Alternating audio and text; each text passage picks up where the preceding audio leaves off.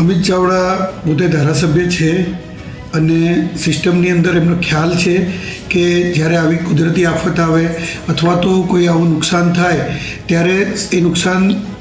એનો સર્વે એ પાણી ઓસરી જાય કે એના બાદ કરવામાં આવે ડિઝાસ્ટરની ટીમ સર્વે કરતી હોય છે અને સર્વે કર્યા બાદ જે જાહેરાત જે નુકસાન થયું છે એના વળતરની જાહેરાત અથવા તેની સહાયની જાહેરાત સરકાર કરતી હોય છે અને એ મુજબ સરકારે જાહેરાત કરી છે. એટલે એમને સિસ્ટમનો ખ્યાલ નથી. માત્ર ને માત્ર કોઈ પણ પ્રસંગ થાય, માઠો પ્રસંગ કોઈ પણ હોય એની પર રાજકારણ રમવા નીકળી પડવું એ કોંગ્રેસની સિસ્ટમ રહી છે. ભલે ને આજે રાજકોટમાં અગ્નિમાં લોકો હોમાઈ ગયા હોય કે આજે વડોદરાની અંદર પૂર આવ્યું હોય અથવા તો મોરબીમાં જે પુલ